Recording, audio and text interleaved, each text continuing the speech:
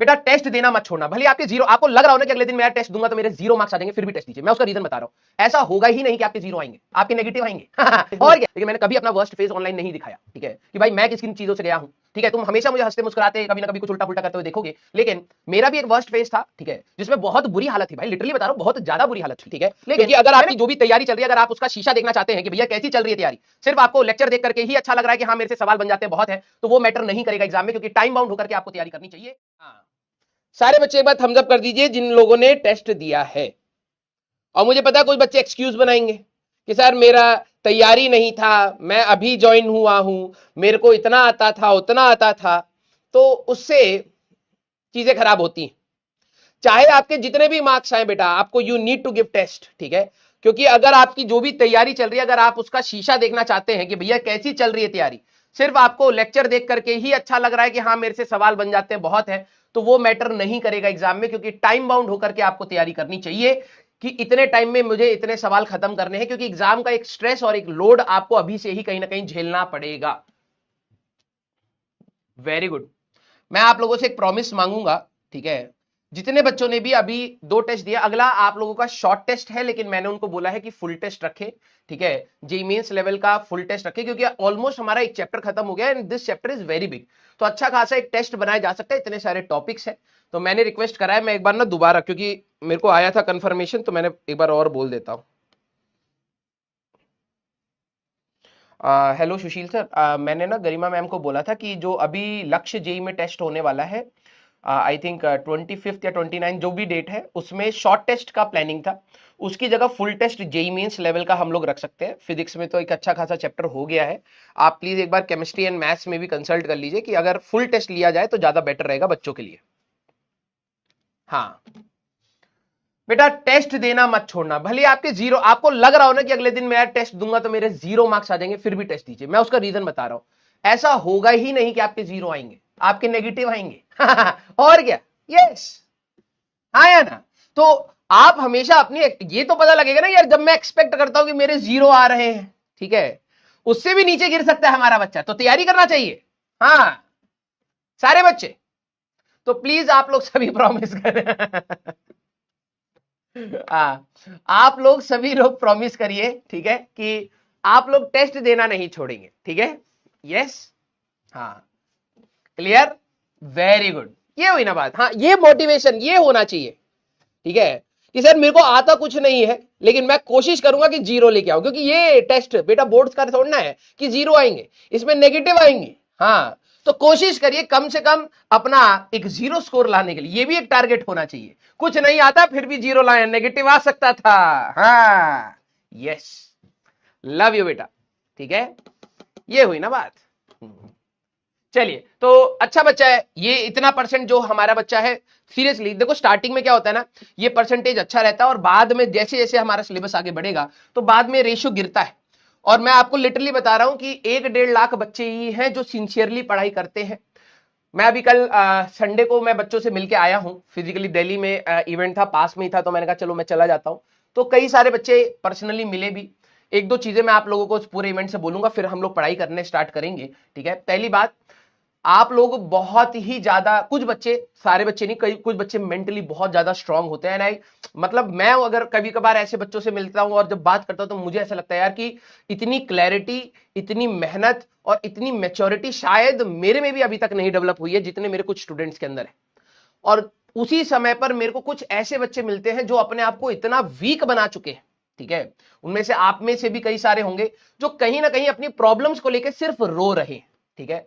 तो मैं आप सभी लोगों को एक बात बोलूंगा कि यार देखो, अपने आप को इतना बड़ा मत समझो कि आपके पास कोई प्रॉब्लम नहीं आएगी, या फिर आपके पास प्रॉब्लम के हमेशा सॉल्यूशंस रहेंगे।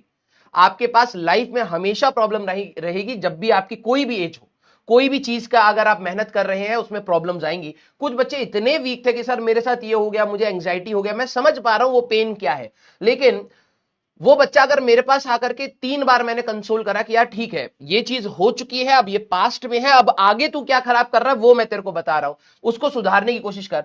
लेकिन अगर बच्चा उस चीज में भी अगर नहीं सोच रहा है तो दैट इज अ ब्लंडर, ठीक है, क्योंकि आपको कहीं ना कहीं अपने पास्ट में से कुछ ना कुछ दिक्कतें जो सबकी रहती हैं उसमें से निकलना पड़ेगा, और आपके प्रेजेंट में भी बहुत सारे अच्छे अच्छे ऑप्शंस हैं जिससे आप सुधार सकते हैं अपनी जिंदगी को। लेकिन अगर आप वो देखना ही बंद कर देंगे तो बेटा ऑब्वियस सी बात है कि आपकी पूरी लाइफ में अंधेरा ही अंधेरा रहेगा। तो प्लीज आप अपने आप को इतना वीक मत समझिए, ठीक है, कि सर मेरी लाइफ में ये हो गया, मुझे एंग्जाइटी हो रहा है, मुझे डिप्रेशन हो रहा है।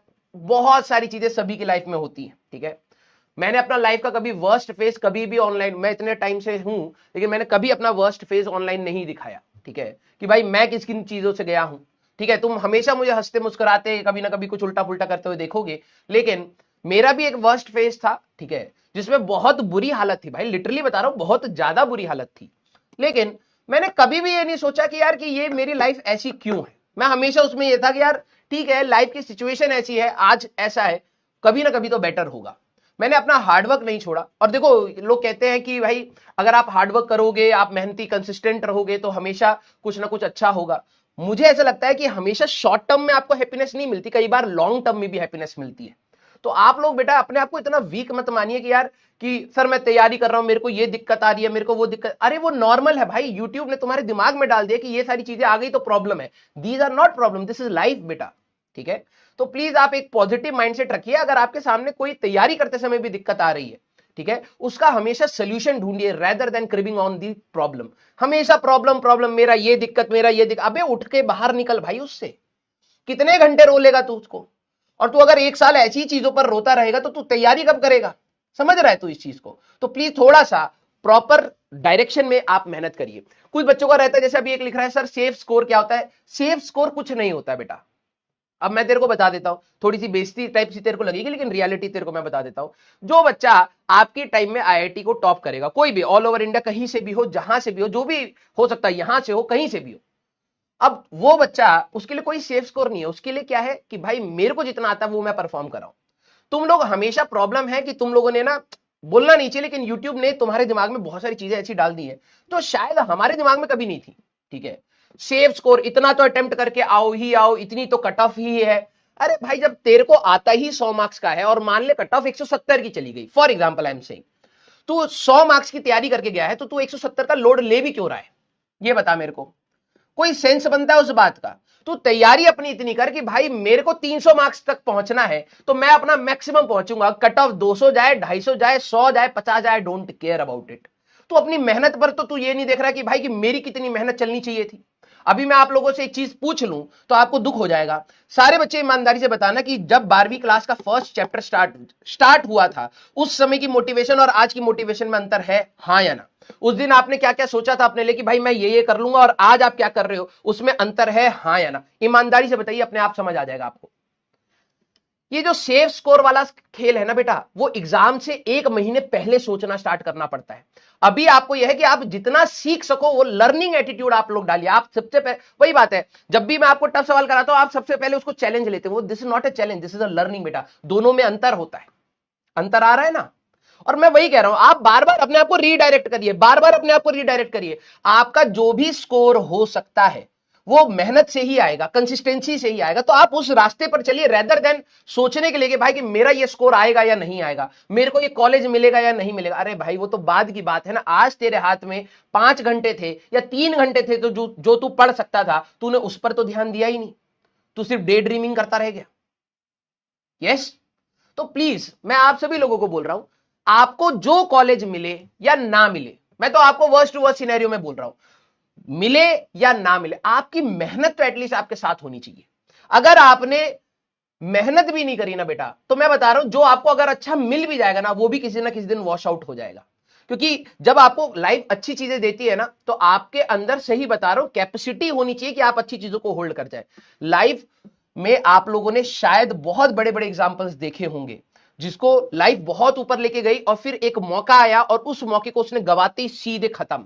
एंड्रॉइड आपके लिए, या फिर आप देखिए yahoo.com हमारे टाइम पे होता था, नोकिया फोन होता था, मौके दिए भाई भगवान ने तो वहां तक पहुंचे, और फिर एक टाइम पर आने के बाद आपका डिसीजन सही नहीं हुआ, फिर पूरा खत्म ही हो गए। तो इतने टाइम का हार्डवर्क कहां गया? आज तो कहीं नहीं है। तो आपको कंसिस्टेंसी बहुत मैटर करती है बेटा। तो प्लीज आप लोग एक राइट डायरेक्शन में मेहनत करिए, इतना ज्यादा अपने आप को कॉम्प्लिकेट मत करिए। मैं हर बार बोलता हूं जेईई मेंस और जेईई एडवांस की तैयारी बेटा कठिन है। अभी देखिए अब आप लोगों की 3 क्लासेस स्टार्ट होंगी, है ना, 3 क्लासेस हमारे पास स्टार्ट होंगी, तो बच्चे आधे से ज्यादा तो बस मेंटल ब्लॉकेट में होगा। भाई 3 क्लासेस, नॉर्मली तेरी 8 सवा 8 तक क्लास जाती है, कभी कभार 8:30 तक जाती है, अब 9 बजे तक जाएगी for example I am saying.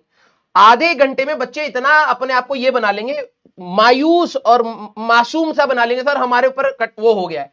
अबे भाई सिलेबस तेरे को पता है, तू एक्सपेक्ट करता है कि सर बेस से पढ़ाओ, हाई लेवल तक पढ़ाओ, 11वीं भी पढ़ाओ, क्वेश्चन भी कराओ, थ्योरी भी लिखा, तो समय तो देगा ना भाई, समझ रहा है। तो प्लीज इट्स माय रिक्वेस्ट कि आप लोग बस पढ़ाई करिए, अपनी मैक्सिमम एफिशिएंसी, हर दिन सोने से पहले एटलीस्ट अपने आप को जरूर देखिए, दुनिया को देखिए या ना देखिए, अपने आप को जरूर देखिए और ये रियलाइज करिए कि क्या आज आप सही में उस दिन को ढंग से यूटिलाइज करके गए।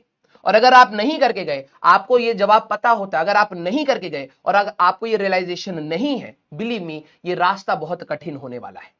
यस, हाँ, तो थोड़ा सा पॉजिटिव साइड रखिए अपने आप को, और इतना वीक मत, मतलब दुनिया आपको वीक बोले अलग बात है, लेकिन आप एटलीस्ट अपने आप को वीक मत बोलिए, ठीक है।